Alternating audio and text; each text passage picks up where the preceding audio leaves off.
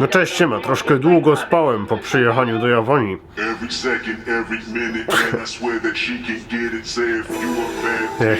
Marzenia.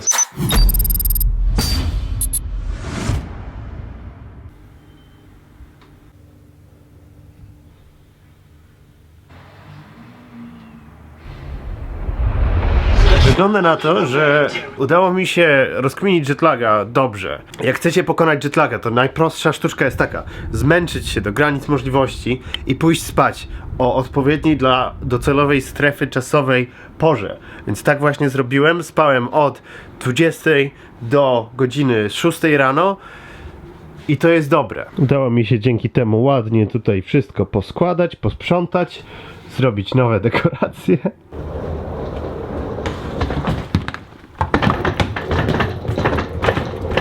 Mój rower został aresztowany znowu. Wiecie, co robi na mnie wielkie wrażenie w Tokio, jak wróciłem z Nowego Jorku? Posłuchajcie.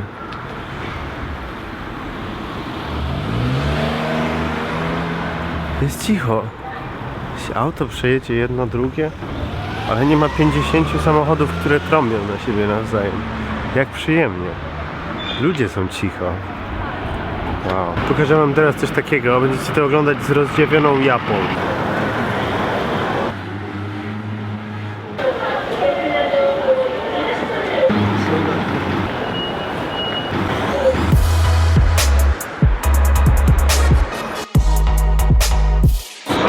To jest najbardziej ruchliwe skrzyżowanie na świecie i jest dużo cichsze niż ulica Canal w Nowym Jorku, która nie jest wcale jedną z najbardziej ruchliwych ulic. Muszę sobie kupić jakieś małe popierdółki do filmowania w sklepie. To mi się podoba, kurczę, magnetyczny ten Jovi. Można nawet telefon zawiesić, ten.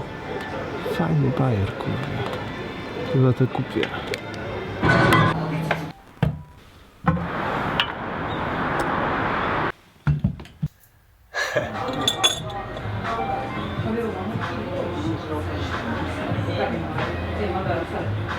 Tak powolutku zmierzam sobie do biura w ogóle. Stęskniłem się ze swoim studyjkiem małym. Łup. Tofu Media. Marcin Kozłowski. Proszę nie czytaj tego na filmie. Pozdrowienia z podróży do Tajlandii przesyłają Marta i Lea. Faktura pro forma. Okej. Czy ta kartka nie przypomina więcej niż jedno życie?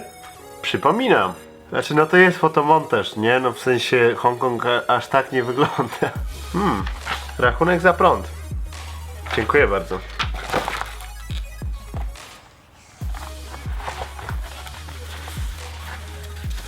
Dostałem w ogóle takie koperty, papeterię oraz naklejki, które służą do wzięcia udziału w akcji Empiku o nazwie List Dobrych Emocji. Chodzi o to, żeby namówić was do pisania listów. Do pisania listów z podziękowaniami dla ludzi, którym jesteście za coś wdzięczni. Tutaj na tej stronce możecie sobie o tej akcji przeczytać albo zobaczyć taki film animowany.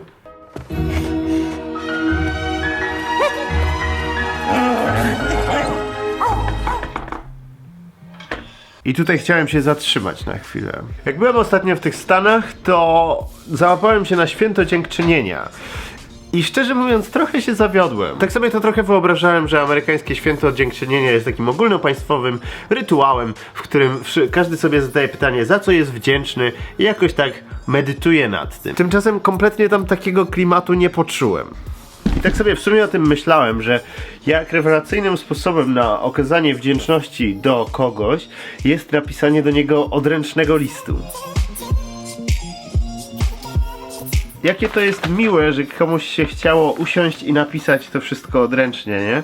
Znaczy, w dzisiejszych czasach napisanie listu odręcznie to jest taka strasznie ciężka fizyczna praca. Popatrzcie, tutaj ja mam swoje takie malutkie archiwum listów i pocztówek od widzów. Jak oglądają mnie młodsze osoby, to może jeszcze tego nie czują, tak, bo chodzicie do szkoły i tam zmuszają was, żeby pisać, nie? Ja tyle tekstu odręcznie to nie napisałem od paru lat. emocja wdzięczności strasznie wraca do nas. Znaczy to jest tak, że im bardziej jesteś miły dla kogoś i się zdobędziesz na taki często sucharowy akt powiedzenia komuś wprost, że ktoś ci pomógł, że ktoś zrobił coś fajnego i że tak czujesz, że jest tobie ciepło na sercu, że ktoś jakoś coś w czymś ci pomógł, to automatycznie ta osoba czuje się lepiej i automatycznie ty czujesz się lepiej. Wspaniała sprawa. A jeśli przy okazji tego uniesienia nad wdzięcznością i listami weźmiecie udział w konkursie list dobrych emocji, to możecie na przykład wygrać dla tej swojej obdarowywanej osoby dwuosobową wycieczkę do Laponii. Laponia, bardzo ciekawe miejsce. Prawie jak Japonia. Laponia, tam mieszka Święty Mikołaj. Laponia, będziesz prawie jak Gąciarz, bo tak jak w Japonii, ale w Laponii. Jak na Grenlandii, tylko że w Laponii. No zapraszam was do udziału. Możecie sobie wypełnić formularz przez internet albo wydrukować sobie list, nadać go w salonie Empiku. Spoko sprawa. I może nawet wygracie wycieczkę do Laponii. Do stolicy Laponii, Lokio. No przyznajcie, że to jest fajny zakup, nie? Teoretycznie to powinno być używane z takim małym point and shootem, ale ja to dałem na smartfona, bo chcę mieć jakieś fajne rozwiązanie do biegania. Więc ważne w takich produktach dla mnie jest, żeby to się mieściło w kołczanie prawilności, z którym biegam. Tu jest jeszcze końcówka japońskiej jesieni, której nie widziałem w tym roku.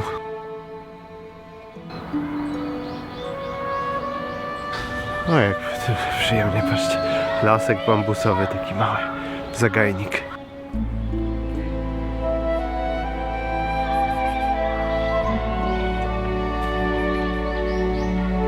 Czasem trzeba wyjechać, żeby odkryć coś nowego tam, gdzie się mieszka. Nie do wiary w ogóle. Nie uwierzycie mi, jak to powiem, ale to jest 5 minut od naszego biura i nigdy tu nie byłem.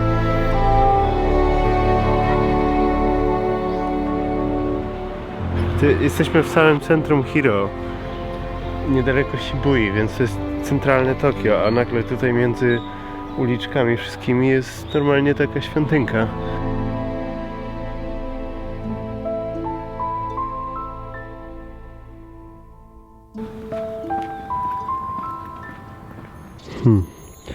To miejsce jest na Google Mapie zaznaczone jako park. Taki dość malutki park. Patrzcie, to są mikany, czyli te japońskie pomarańczki.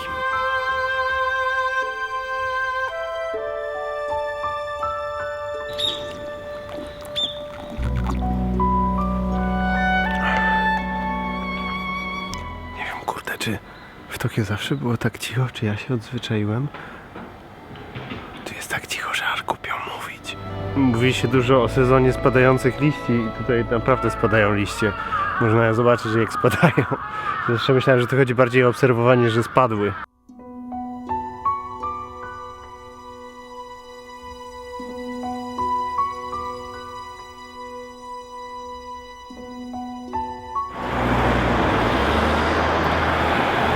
Moja mama zawsze powtarza, że warto wyjeżdżać, bo wtedy masz podwójną przyjemność wyjazdu i powrotu.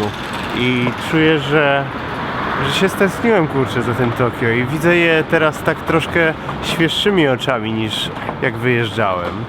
Jakie to jest bez sensu, że jak się siedzi w jednym miejscu za długo, to przestaje się je eksplorować, tak sobie pomyślałem. Zawsze chodzę z pracy do domu tą samą drogą, a jedną przecznicę dalej jest shintoistyczna świątynia, której nigdy nie zwiedziłem.